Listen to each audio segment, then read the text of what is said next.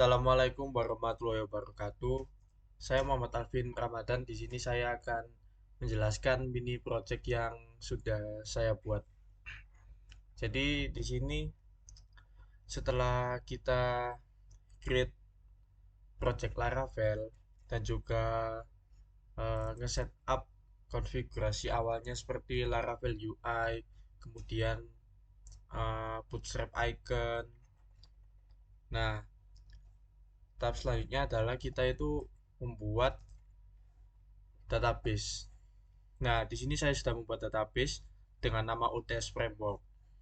Setelah membuat database, kita harus menyesuaikan nama database itu di sini, DB database. Nah, ini disesuaikan. Jika sudah, maka kita akan membuat file migration untuk tabel database-nya dengan cara php artisan make model. Nah, ini nama nama apa? Nama tabel yang kita mau ya. Jadi terserah misalnya barang min m. Nah, ini untuk membuat file model dan juga migrationnya. Setelah membuat file migration, hmm, tapi yang apa? Ketika membuat tabelnya itu, yang harus dibuat terlebih dahulu adalah tabel satuan ini. Karena nanti jika tidak akan error. Nah, kita harus membuat ini dulu.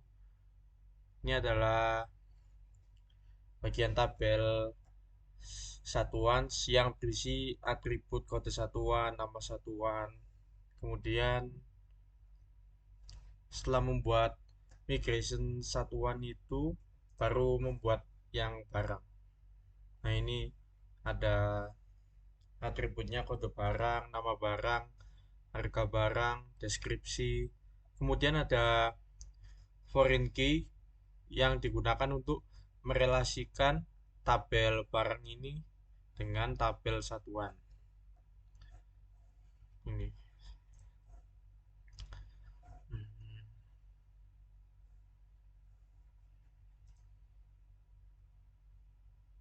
Nah, jadi tabel barang dan juga satuan ini akan memiliki relasi. Kemudian lalu oh ya, controller. Untuk membuat file controller, kita akan menggunakan HP artisan make make controller. Nah, setelah ini baru nama controllernya. Di sini saya controllernya adalah barang controller. Jadi di sini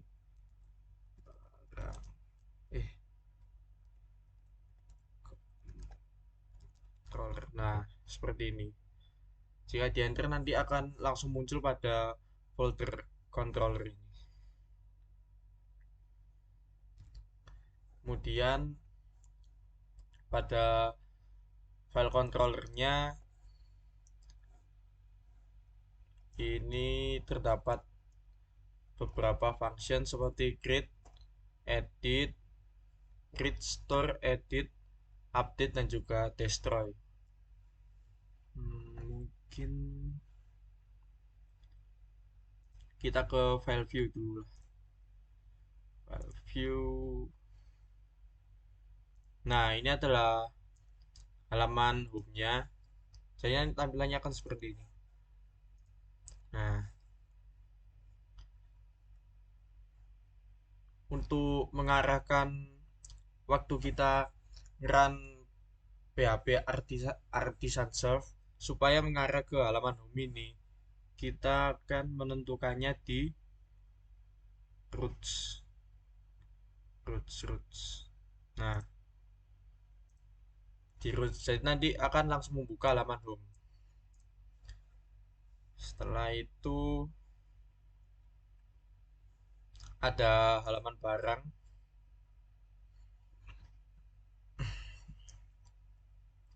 Nah, di sini halaman barang saya letakkan di view-nya itu yang indeks. Nah, ini indeks ini untuk menampilkan list-list barangnya.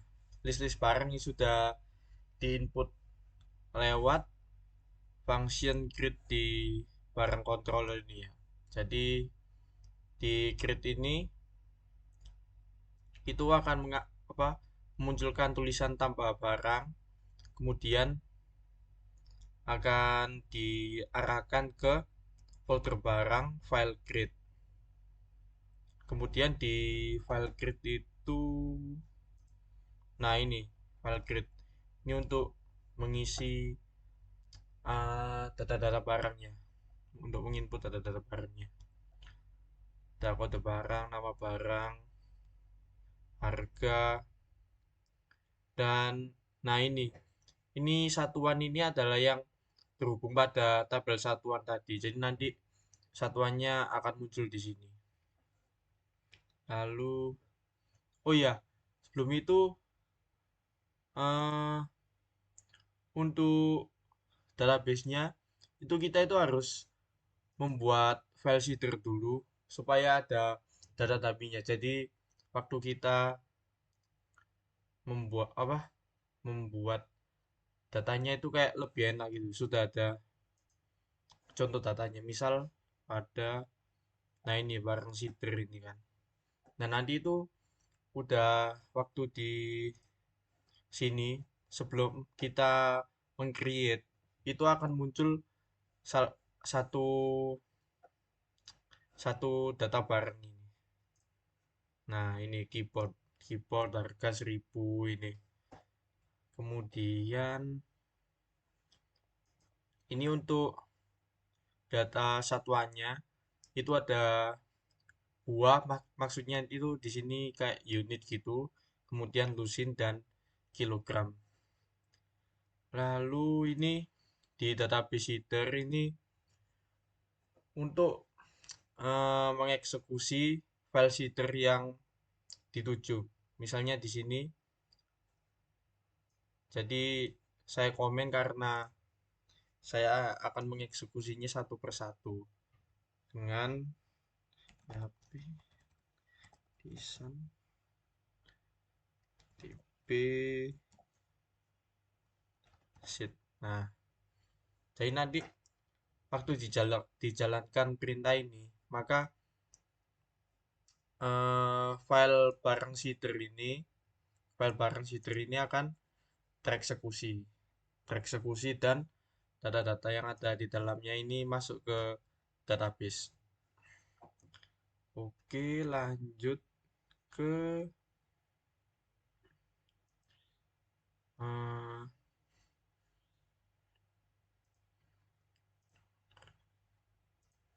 nah tadi sudah function create, kemudian store ini untuk eh, kayak menyimpan gitu. Jadi kayak menyimpan ke halaman list barang di sini. Jadi setelah ke yang create tadi, function create akan menjalankan function store ini.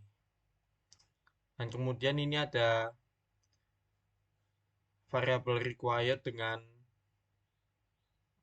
isi atribut harus diisi itu untuk validatornya. Jadi misal kalau belum diisi gitu, nanti akan muncul ini. Misalnya kode barang belum diisi, nanti akan muncul atribut harus diisi. Lalu, nah ini adalah list barangnya tadi yang sudah diinputkan di grid dan ditampilkan di folder barang file index.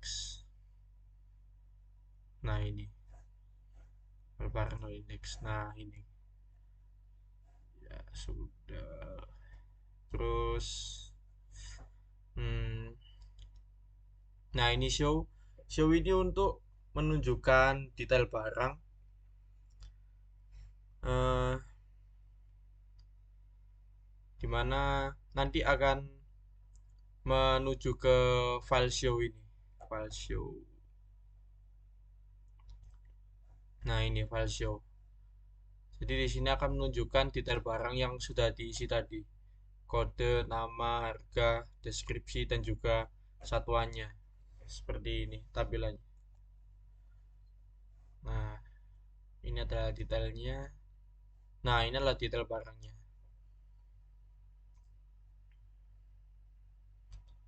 Lalu, apa lagi ya? Setelah itu show, kemudian function edit untuk mengedit barang yang sudah ada tadi dan akan diarahkan ke ini file edit.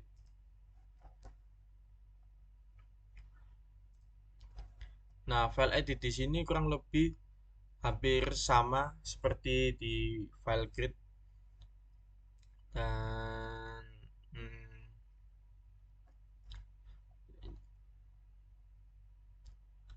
hmm,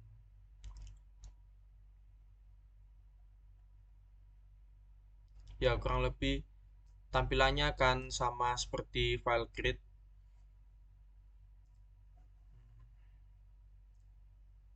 Nah, seperti ini. Pilih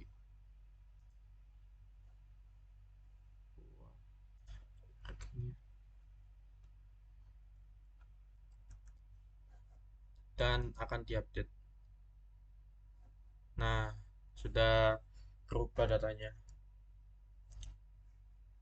Nah, tadi untuk mengupdate itu akan dijalankan pada controller ini, update, controller yang update ini.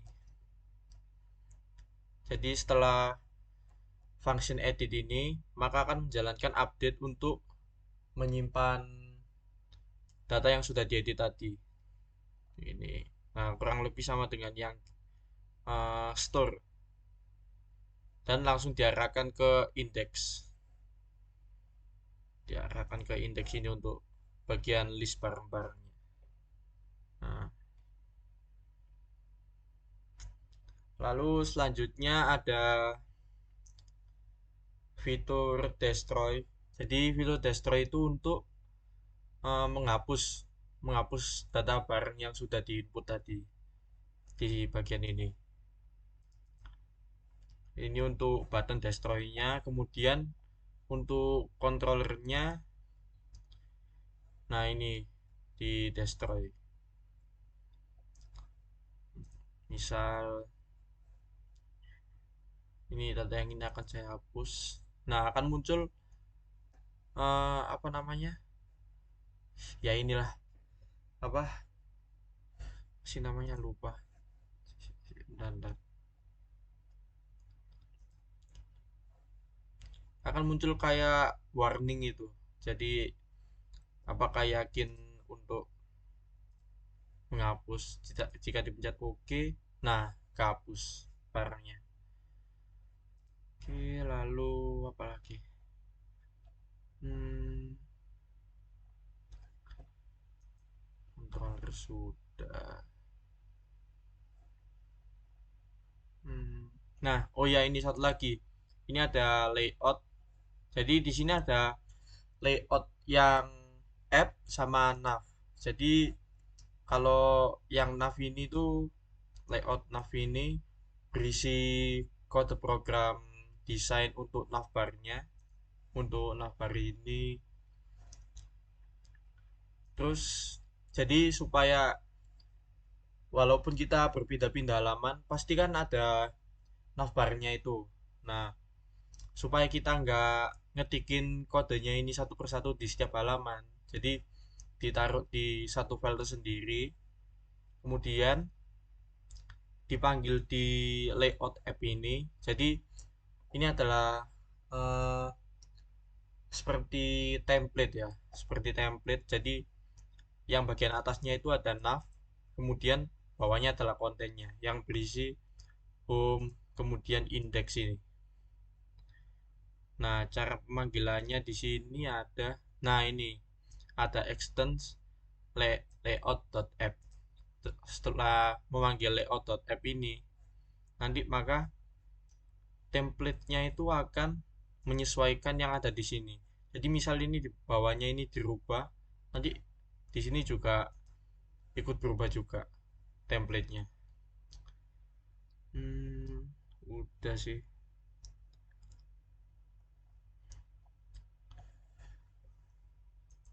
Nah, oke. Sekian penjelasan dari saya. Saya Muhammad Alvin Ramadan. Sekian, terima kasih.